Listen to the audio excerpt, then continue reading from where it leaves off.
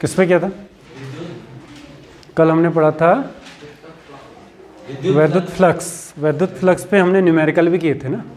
अच्छा, कल जो वैद्युत फ्लक्स हमने निकाला था ना फाई, वो किसी प्लेन एरिया के लिए निकाला था। किसके लिए निकाला था?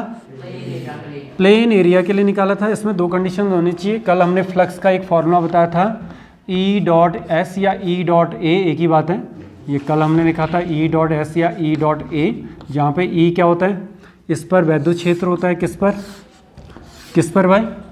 ये जो प्लेन है इस पर वैद्युत क्षेत्र का मान कितना है? ई। इसका एरिया है ए। और इसी को हम आगे अगर एक्सपेंड करेंगे तो क्या लिख सकते हैं? ई एस कॉस थीटा लिख सकते हैं। ये वेक्टर के फॉर्म में दे रखा है, आई जे के फॉर्म में दे रखा है तो ये वाला फॉर्मूला लगाएंगे। अगर थीटा और मैग्नीट्यूड दे रखा है तो ये वाला फॉर्मूला लगाएंगे। लेकिन ये हर जगह पे नहीं लग सकता है। ये फॉर्मूला हर जगह पे कहाँ पे लग सकता है? हर जगह पर नहीं लग सकता तो कहाँ पे लग सकता है? ध्यान देना, दो कंडीशन होनी चाहिए यहाँ पे। एक तो वैद्युत क्षेत्र कांस्टेंट होना चाहिए, मतलब पूरी प्लेट पर वैद्युत क्षेत्र का मान एक जैसा होना चाहिए। पूरी प्लेट पे, ये प्लेट है, हर पॉइंट पे वैद्युत क्षेत्र का मान क्या होना चाहिए? एक जैसा होना चाहिए। और दूसरी बात ये होनी चाहिए कि ये एक समान वैद्युत क्षेत्र होना चाहिए। एक समान तो होना चाहिए। दूसरा प्लेन होना चाहिए। ये सरफेस एरिया होना चाहिए प्लेन। अगर गोल हो गया तो फिर आप ये वाला थोड़ा दिक्कत करता है, किसी में लग सकता है किसी में नहीं। तो दो कंडीशन ये है कि वैद्युत क्षेत्र एक समान होना चाहिए और नॉर्मली ये जो सरफेस एरिया होना चाहिए क्या होना चाहिए? प्लेन होना चाहिए। तो उस पर तो ये काम कर लेता है, उस पर तो ये काम कर लेता है। मान लेते हैं कोई सरफेस एरिया आपका ऐसा रफ आ गया, ऐसा रफ टाइप का सरफेस एरिया आ गया और इसके अंदर कोई आवेश रख दिया। इसके अंदर क्या रख दिया आपने? और आपको पता है ना कि आवेश जब रखते हैं तो इस आवेश से क्या निकलती? वैद्युत बल रेखाएं निकलती हैं। वैद्युत बल रेखाएं बाहर की ओर निकलती हैं, आपको पता ही है ना। तो और ये बल रेखाएं किसको काट रही? इस सरफेस को काट रही। अगर वैद्युत बल रेखाएं सरफेस को काटती हैं तो हम क्या कहते हैं कि उस सरफेस से फ्लक्स बाहर निकल रहा है। मैं कहूँगा इस सरफेस से फ्लक्स बाहर निकल रहा है। अरे फ्लक्स बाहर निकल रहा है का मतलब क्या हुआ? फ्लक्स बाहर निकल रहा है का मतलब क्या हुआ? इसका मतलब हुआ कि वैद्युत बल रेखाएं इसको काटती हुई बाहर निकल रही, बह रही हैं मतलब। तो अब इसका फ्लक्स निकालने में ये वाला सूत्र नहीं लगाओगे? इसका क्यों? दिक्कत क्या है? एक तो क्या है कि ये एक समान वैद्युत क्षेत्र नहीं है। कैसे पता चलेगा कि वैद्युत क्षेत्र एक समान है या नहीं है? कोई आइडिया बता सकते हो मुझे? कैसे पता चलेगा कि वैद्युत क्षेत्र एक समान है या नहीं है? कैसे पता चलेगा? अगर वैद्युत रेखाएं एक दूसरे के समांतर हैं और बराबर दूरी पे हैं, अगर देख लो, क्या मैं ये बताना चाह रहा हूँ तुम्हें, कैसे पता चलेगा कि वैद्युत क्षेत्र एक समान है या नहीं? अभी मैं पूछता हूँ, ध्यान देना पूरा फोकस करके। और लिखोगे तुम कहाँ जाके? घर पे जाके, ठीक है ना। यहाँ पे लिखाने का टाइम नहीं है, इसी को रिप्ले करते रहना और वो करते रहना। मैं पढ़ दूंगा, उसको तुम वो कर लेना। हाँ, मैं क्या बताना चाह रहा था, कैसे पता करोगे कि वैद्युत क्षेत्र एक समान है या असमान है? कैसे पता चलेगा कि है? हाँ हाँ बिल्कुल, उससे तो ये कैसे पता करोगे कि एक समान है कि नहीं है? अगर वैद्युत बल रेखाएं एक दूसरे के क्या हैं? समांतर हैं और बराबर दूरी पे हैं, तो क्या कहोगे? वैद्युत बल रेखाएं एक समान, वैद्युत क्षेत्र एक समान। अगर वैद्युत बल रेखाएं क्या हैं? समानांतर नहीं है और इनके बीच की दूरी भी अलग अलग है। देखो यहाँ पर बीच की दूरी क्या है? अलग है, और यहाँ पर इनके बीच की दूरी क्या है? अलग है। तो ऐसा वैद्युत क्षेत्र असमान होगा। नॉन यूनिफॉर्म कहते हैं इसको, कहते हैं यूनिफॉर्म इलेक्ट्रिक फील्ड, और इसको कहते हैं नॉन यूनिफॉर्म। बता सकते हो कि नॉन यूनिफॉर्म इलेक्ट्रिक फील्ड कैसे पता करोगे? बस देखिए, अगर वैद्युत रेखाएं समानांतर नहीं है, बल्कि एक दूसरे के समानांतर नहीं है, तब जाके आप कहोगे कि ये जहाँ जहाँ पे जाएंगे सब वहाँ पे क्या होगा? Non uniform electric field produce करेंगे। अब बताओ ये क्या है? ये जो रेखाएं हैं क्या है? ये यूनिफॉर्म इलेक्ट्रिक फील्ड है या नहीं है? है। और ये नहीं, ये नहीं। तो अब क्या करोगे आप? हाँ, इसका निकालने के लिए मैंने कहा था इस वाले फॉर्मूले का यूज़ नहीं करेंगे, तो किसका यूज़ करेंगे? तो किसका यूज़ करेंगे? इसके लिए क्या करना पड़ता है? इसके लिए क्या करना पड़ता है? ध्यान दें, पूरे सरफेस का एक बार नहीं निकालना पड़ता है। पूरे सरफेस का एक बार नहीं, क्योंकि यहाँ पर वैद्युत क्षेत्र अलग है, यहाँ पर वैद्युत क्षेत्र, यहाँ वैद्युत क्षेत्र भी अलग है और थीटा कुछ और होगा। यहाँ पर आओगे तो यहाँ पर वैद्युत क्षेत्र कुछ और हो जाएगा और यहाँ पर का एंगल भी कुछ और हो जाएगा। क्यों हो जाएगा भाई? अगर मैं इस पॉइंट की बात करूँगा, यहाँ पर वैद्युत क्षेत्र अलग होगा और यहाँ पर कोण भी क्या होगा? अलग होगा। यहाँ पर आ गया तो यहाँ पर वैद्युत क्षेत्र अलग हो जाएगा और कोण भी क्या हो जाएगा? यार यहाँ पर तो क्या होगा, वैद्युत क्षेत्र और कोण बराबर होना चाहिए ना, तभी तो निकाल पाओगे। तो निकालने के लिए क्या करना पड़ता है, इसको एक साथ नहीं निकालना पड़ता है, इसको एक साथ नहीं निकालना पड़ता है। तो इसके क्या करना पड़ता है, इसको छोटे छोटे भाग करने पड़ेंगे। इसके क्या करने पड़ेंगे? छोटे छोटे हिस्से करने पड़ेंगे। यहाँ पर वैद्युत क्षेत्र कितना है? E3, और यहाँ पर मान लेते हैं एंगल कितना है? थीटा। यहाँ पर का वैद्युत क्षेत्र, सब पॉइंट का वैद्युत क्षेत्र अलग है, सब पॉइंट का एंगल भी क्या है। तो क्या करते हैं हम, इनको छोटे छोटे हिस्सों में बांट देते हैं। यहाँ पर का एरिया, यहाँ पर का एरिया जो है, ध्यान दो, यहाँ पर का एरिया S1 नहीं लिखूंगा, DS1 लिखूंगा। यहाँ पर के एरिया को क्या लिखूंगा? ये D क्या इंडिकेट करता है? S1 तो पूरा एरिया की बात करता है, ये D क्या इंडिकेट करता है? बहुत छोटे से एरिया की बात करता है। D लगा दिया तो बहुत छोटा सा एरिया। अच्छा, यहाँ पर का एरिया क्या ले लेता हूँ? DS2 ले लेता हूँ। और यहाँ पर का एरिया क्या ले लेता हूँ? DS3 ले लेता हूँ। अच्छा, यहाँ पर का फ्लक्स को क्या लिख लेता हूँ? D51 लिख लेता हूँ। और D क्यों लगा दिया? अरे छोटे से एरिया से छोटा ही तो फ्लक्स निकलेगा। और यहाँ पर के फ्लक्स को क्या नाम दे देता हूँ? D52 लिख लेता हूँ। और यहाँ पर के फ्लक्स को क्या लिख लेता हूँ? D53 लिख लेता हूँ। ऐसे मैं पूरे उसमें छोटे छोटे हिस्से करूँगा और सबका अलग अलग फ्लक्स निकालूंगा और सबको क्या कर दूंगा? ऐड कर दूंगा। टोटल फ्लक्स क्या होगा फिर बताओ मुझे इस सरफेस का? ऐसे मैं हर हिस्से में छोटे छोटे एरिया बनाऊंगा, हर हिस्से में क्या करूंगा? छोटे छोटे एरिया बनाऊंगा, सबका फ्लक्स निकालूंगा और सबको जोड़ दूंगा। अच्छा, फिलहाल मैं 3 का करता हूँ, बताओ क्या होगा? टोटल फ्लक्स क्या होगा? D51 यहाँ पर का फ्लक्स प्लस D52 यहाँ पर का फ्लक्स प्लस D53 यहाँ पर का फ्लक्स प्लस, ऐसे ही भैया मैं पूरे सरफेस को बांट दूंगा ना छोटे छोटे हिस्से में। ऐसे ही अनलिमिटेड हो जाएंगे, नहीं हो जाएंगे? अनलिमिटेड हो जाएंगे, नहीं हो जाएंगे? तो क्या होगा? टोटल फ्लक्स क्या हो जाएगा? छोटे छोटे जितने भी हिस्से कर रखे हैं सबका फ्लक्स निकालो और सबका फ्लक्स निकालने के बाद उसको ऐड कर दो, तो ये पूरे सरफेस का क्या निकल जाएगा? फ्लक्स निकल जाएगा पूरे से। अच्छा, ये जो अनंत तक जो योग होता है ना, इसको शॉर्ट में लिखने के लिए क्या करते हैं भाई? शॉर्ट में लिखा जाता है। जैसे मैं कहूँगा x1 प्लस, या ऐसे करूँगा dx1 plus dx2 plus 1 dxn। तो इसको अनंत योग को एक साथ लिखने के लिए एक मैथमेटिक्स में शॉर्टकट तरीका लिखा जाता है। क्या लिखा जाता है? Integration of dx, integration of dx। मतलब ध्यान देना, इंटीग्रेशन का मतलब योग, ऐसे सभी सेगमेंट का योग, ऐसे सभी सेगमेंट का योग। जैसे मैं इनका योग को dx, इंटीग्रेशन ऑफ dx लिख लेता हूँ, तो इसको क्या लिखूंगा? Integration of d5, integration of d5। समझ में आ रहा है कि नहीं आ रहा है? पहली बात तो मैथमेटिक्स में थोड़ा सा आपको ये समझने में दिक्कत हो रही होगी कि भैया ये मैंने अलग अलग हिस्सों में क्यों बांटा, इसको एक साथ ही क्यों नहीं निकाला? कोई बता दो मुझे। मैंने इसको छोटे छोटे एरिया में डिवाइड करके सबका अलग अलग फ्लक्स क्यों निकाला? सब में क्या है? इलेक्ट्रिक फील्ड भी अलग है, थीटा भी अलग है। तो हमने क्या कर दिया? हमने अलग अलग हिस्से का अलग अलग निकाला और सबको क्या कर दिया? ऐड कर दिया। ऐसे कई भाग होंगे इसके, इसमें 3 ही भाग तो होंगे नहीं, इसमें हजारों भाग हो सकते हैं छोटे छोटे, सबका ऐड कर दिया, अनंत तक कर दिया हमने। अब क्या कर दिया? इनको शॉर्ट में लिखने के लिए मैंने क्या कर दिया? योग को क्या कहते हैं? इंटीग्रेट। इंटीग्रेट का मतलब जोड़ना, इंटीग्रेट का मतलब जोड़। ऐसे कई हिस्से जोड़ दिए मैंने। कहाँ से कहाँ तक जोड़ दिए? 1 से लेके n तक जोड़ दिए। कहाँ तक जोड़ दें? इसको कहते हैं इंटीग्रेशन। ध्यान देना, अगर बार बार इंटीग्रेशन आ रहा है तो आपने उन छोटे छोटे हिस्सों का फ्लक्स आपने क्या कर दिया? जोड़ दिया। क्या कर दिया? जोड़। अच्छा, जैसे फ्लक्स इक्वल टू क्या होता था? E डॉट एस होता था ना, यहाँ d5 इक्वल टू क्या होगा फिर? d5 इक्वल टू होगा E डॉट ds। अरे भैया यहाँ पर s लगाओगे तो यहाँ पे पूरा फाई आएगा और यहाँ पर d लगाओगे तो यहाँ पर भी क्या आएगा? ये फ्लक्स क्या है? पूरे सरफेस से गुजरने वाला फ्लक्स। और ये फ्लक्स क्या है? इस छोटे से हिस्से से गुजरने वाला फ्लक्स। तो ds से गुजरने वाला फ्लक्स क्या हो गया? d5। तो क्या मैं d5 का मान यहाँ पे रख दूँ? क्या रखूँगा? E dot ds। इसको क्या लिखूँगा? अरे भैया यहाँ पे d लगा रखा तो एरिया में भी क्या लगेगा आपका? अच्छा, जब आप डॉट को हटाते हैं तो क्या आता है? जब आप डॉट को हटाते हैं क्या आएगा, E d S cos theta, ई डी एस कॉस थीटा। समझ में आ गया ना। तो ये आपका होता है सूत्र। कौन सा सूत्र होता है भाई? ये इंटीग्रेट कैसे करते हैं ये तो क्वेश्चन पे डिपेंड करेगा कि कैसे इंटीग्रेट करें। फिलहाल तुम्हें सूत्र को कैसे अप्लाई करना है ये तो बाद की बात है। फिलहाल सूत्र क्या है?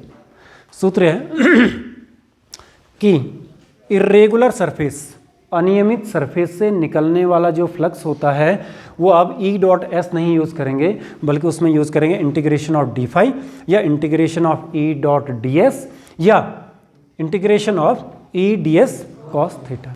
यदि असमान वैद्युत क्षेत्र अनियमित तल से गुजर रहा होता है तो उससे गुजरने वाला कुल फ्लक्स, ये लिख लीजिए, ऐसा तल बना लेना आप, वहाँ पर आप देख लें, ये सारी चीज़ उतार लेनी है तुमने। क्या उतारनी है भाई? ऐसे 3 सेगमेंट बना लेना, 3 सेगमेंट बना लेना, 3 का अलग अलग फ्लक्स निकालना और 3 को ऐड कर लेना और फाइनली आपका जो सूत्र आएगा E d S cos theta होगा, E d S cos theta होगा। समझ में आ गया ना। तो इसको ये होता है अनियमित तल से गुजरने वाला फ्लक्स। तो भैया मैंने 2 सूत्र बता दिए, ध्यान दें मैं इसको समराइज कर रहा हूँ।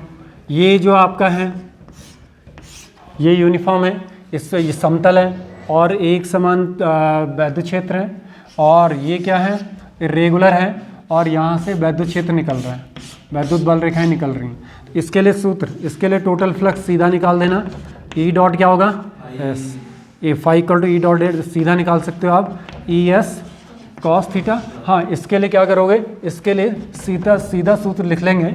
सो फ्लक्स इक्वल टू क्या सूत्र बताया मैंने, ई डॉट डी एस। अब ये फिलहाल सूत्र याद कर लो, कैसे इसको यूज़ करना ये बात की बात है। अभी आपको यूज़ करना नहीं आएगा, आपके मन में ये बात आ रही होगी सर ये कैसे करेंगे, फिर ये तो समझ में तो आ गया।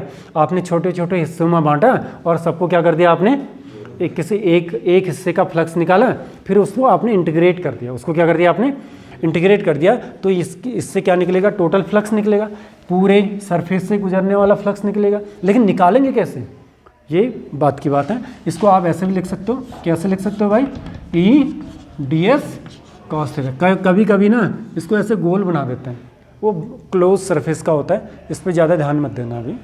तो ये तो समराइज हो गया, ये समरी हो गई सूत्र की, ये समरी हो गई सूत्र की। अब चला देखते हैं एक सूत्र, एक वो निकालते हैं क्या। अच्छा, गॉस का नियम, पहले इसको बताने से पहले मैं बताना चाहता हूँ कि इसकी ज़रूरत क्यों पड़ी, गॉस के नियम की ज़रूरत क्यों पड़ी। गॉस के नियम की ज़रूरत इलेक्ट्रिक फील्ड निकालने के लिए होता है। गॉस के नियम की ज़रूरत कहाँ पे होती, लेकिन किसकी, इलेक्ट्रिक फील्ड, एक पॉइंट चार्ज का इलेक्ट्रिक फील्ड आपको पता है, एक पॉइंट चार्ज आपने रखा है और आर दूरी पर कोई बिंदु है, अगर आपको याद है तो, तुम लोग को याद है, किसी बिंदु पर एक बिंदु आवेश रखा है Q, इस बिंदु आवेश के द्वारा आर दूरी पर कितना वैद्युत क्षेत्र होता है, याद है आपको, 1/4 pi epsilon naught Q upon R square. तो जब आपके पास ऑलरेडी वैद्युत क्षेत्र निकालने का सूत्र है तो फिर से गॉस के नियम की क्यों जरूरत पड़ी। फिर मैं कह रहा हूँ कि गॉस का नियम, फिर से मैं बोल रहा हूँ कि ये भी वैद्युत क्षेत्र निकालने में हेल्प करता है। गॉस का नियम किस में हेल्प करता है, वैद्युत क्षेत्र निकालने में हेल्प करता है। ऑलरेडी अगर हमारे पास वैद्युत क्षेत्र निकालने का सूत्र है तो फिर इसको एक्स्ट्रा पढ़ने की ज़रूरत क्या पड़ गई। ये जो सूत्र है वो हर जगह पे नहीं लगता है, हर जगह पे नहीं लगता है। कहाँ पे लगता है, केवल बिंदु आवेश, एक छोटा सा आवेश आपने रखा है, करंट सुन रहा है ना, पहले तो सीधा बैठ, एक छोटा सा आवेश रखा है, इससे आर दूरी पे, इससे क्या आर दूरी, अगर ये आवेश थोड़ा बड़ा है, एक पूरे सरफेस पे आवेश है या पूरे लाइन पर आवेश है, या पूरे लाइन पर आवेश है, या पूरे वॉल्यूम पे आवेश है, या पूरे कहाँ पे वॉल्यूम पे आवेश है, तो इनसे कुछ दूरी पर वैद्युत क्षेत्र निकाला इस वाले सूत्र से नहीं निकाल पाएंगे। तो क्या है, ये केवल वैद्युत क्षेत्र किसका है, बिंदु आवेश का।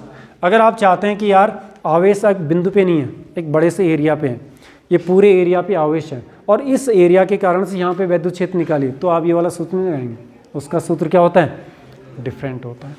तो उसका सूत्र फिर निकालने के लिए हमें किसकी ज़रूरत पड़ेगी आपकी, तो इसको क्या कहते हैं, तीन तरह के सरफेस पढ़ेंगे, सरफेस चार्ज, लाइन चार्ज और वॉल्यूम चार्ज। जो एक सरफेस पे आवेश होगा उसको क्या कहेंगे आप? Surface charge. एक लाइन पे बिल्कुल एक लंबी लाइन पे आवेश है तो उसको क्या कहेंगे आप? Line charge.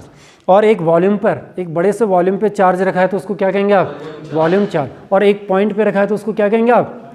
Point charge. तो पॉइंट चार्ज का इलेक्ट्रिक फील्ड का सूत्र हमें पता है, सरफेस चार्ज का इलेक्ट्रिक फील्ड का सूत्र हमें नहीं पता है, लाइन चार्ज के द्वारा इलेक्ट्रिक फील्ड का सूत्र हमें नहीं पता है, वॉल्यूम चार्ज के द्वारा इलेक्ट्रिक फील्ड का सूत्र हमें नहीं। ये तीन जो सूत्र आएंगे वो कहाँ से आएंगे, किसके हेल्प से आएंगे? तो अब तुम्हें थोड़ा सा आइडिया आ गया कि गाउस का कुछ नियम है, लेकिन वो गाउस का नियम क्यों पढ़ रहे हैं? गाउस का नियम क्यों पढ़ रहे हैं? गाउस का नियम इसलिए पढ़ रहे हैं कि हम पॉइंट चार्ज में तो लगे, हम ये बता दो तुम्हें बताओ, गाउस का नियम क्यों पढ़ रहे हैं? हाँ, ताकि सभी प्रकार के आवेशों के द्वारा वैद्युत क्षेत्र का सूत्र निकाला जा सकता है। इसका सूत्र अलग होगा, इसका सूत्र अलग होगा, इसका सूत्र अलग होगा। तो ये कैसे निकाला जाता है ये तो बात की बात है। फिलहाल गाउस का नियम क्या है ये तो पता करें। पहले हम गाउस का नियम क्या ये तो पता करें।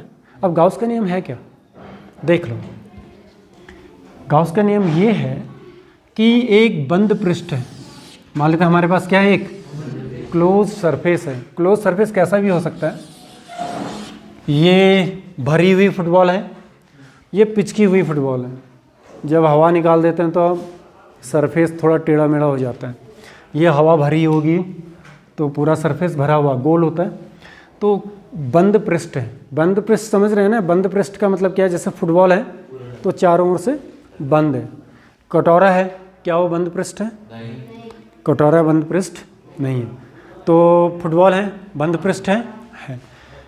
तो ये कहता है कि बंद पृष्ठ से निकलने वाला कुछ फ्लक्स है, बंद पृष्ठ से बाहर की ओर कोई फ्लक्स निकल रहा है, पता नहीं कितना फ्लक्स निकल रहा है।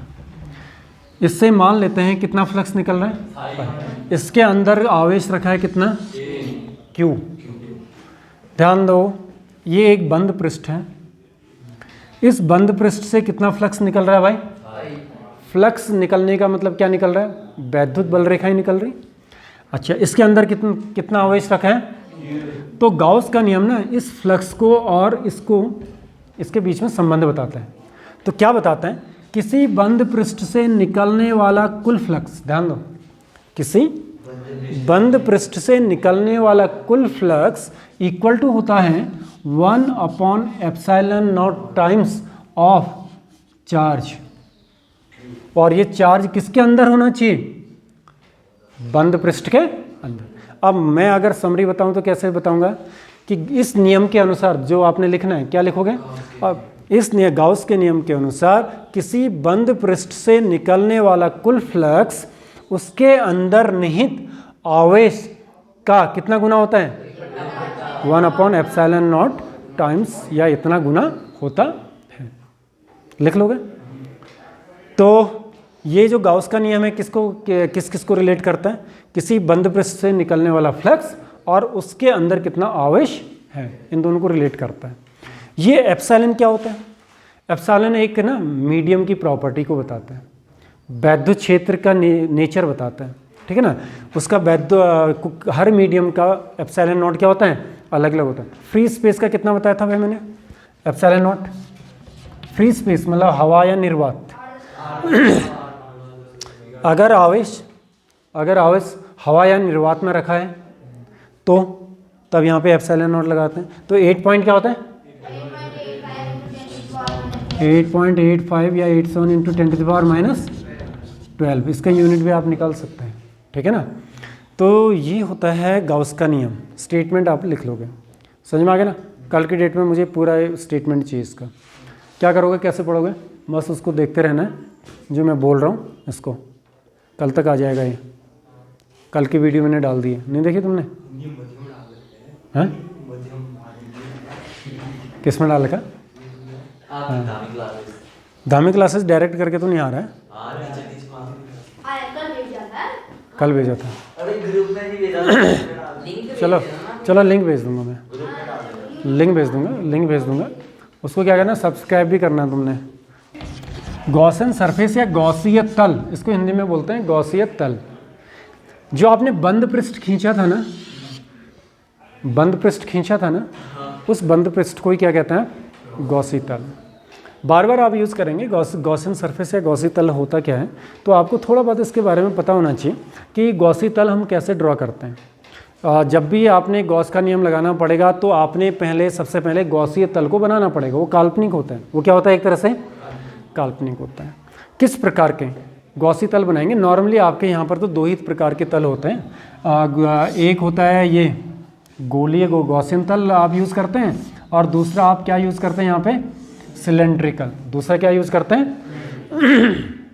सिलेंड्रिकल। जब भी आपने गॉस का प्रमेय लगाना पड़ेगा तो आपने उस चार्ज को घेरना पड़ेगा। जिस चार्ज के द्वारा आपने क्या निकालना है, जिस आवेश के द्वारा आपने वैद्युत क्षेत्र निकालना पड़ा है, उस आवेश को घेरेंगे। किससे घेरेंगे, एक बंद पृष्ठ से घेरेंगे। उस बंद पृष्ठ को ही क्या नाम देंगे आप, गॉसी तल। उस बंद पृष्ठ को ही क्या कहेंगे आप, गॉसी तल बोलेंगे। अब गॉसी तल नॉर्मली यहाँ पे आप दो ही तरह के देखेंगे, एक तो आप स्फेरिकल देखेंगे और एक आप सिलेंड्रिकल देखेंगे, दो तरह के देखेंगे। लेकिन रखना कैसे है, रखना कैसे है, ये आप पे डिपेंड करता है। आप तल को ऐसे रखेंगे कि या तो वैद्युत क्षेत्र रेखाएं तल के लंबवत निकले, या तो वैद्युत क्षेत्र रेखाएं क्या निकले, तल के लंबवत निकले। ऐसे रखें, रखने का तरीका होता है उसको। तो या तो आप ऐसे रखेंगे इसको कि वैद्युत क्षेत्र रेखाएं जब निकल रही हैं तो तल के कैसे निकलनी चाहिए, लंबवत। जैसे यहाँ पर रखोगे आप, यहाँ पे एक लाइन आवेश को रखोगे, लाइन आवेश को रखोगे तो इससे जो वैद्युत रेखाएं निकलेंगी, ध्यान देना, वो कैसे निकल रही हैं, लंबवत निकल रही। कैसे निकल रही हैं, लंबवत निकल रही। तो ये देख लो, वैद्युत रेखाएं कैसे निकल रही हैं, लंबवत निकल रही। या कैसे रखोगे, ध्यान देना, अगर इसी सिलेंड्रिकल को मैं रख रहा हूँ तो क्या रखोगे। अच्छा, इसको रखने से पहले देख लें, मान लेते हैं मेरे पास ना ये वैद्युत बल रेखाएं हैं, मेरे पास ये वैद्युत बल रेखाएं हैं, और मैंने इसको, इस सिलेंडर को रखा, इस पर मैं गॉसीय तल गोलाकार बनाऊंगा कि सिलेंड्रिकल बनाऊंगा।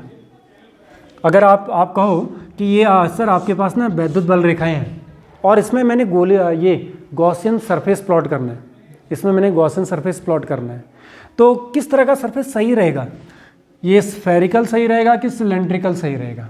अगर मैं देखो यहाँ पे कर देता हूँ, चलो थोड़ा सा और बढ़ा देता हूँ, इनकी संख्याओं को और बढ़ा देता हूँ, और मैं यहाँ पे स्फेरिकल बना देता हूँ, तो क्या ये गॉसी तल माना जा सकता है, इसके लिए बेस्ट गॉसी तल माना जाता है?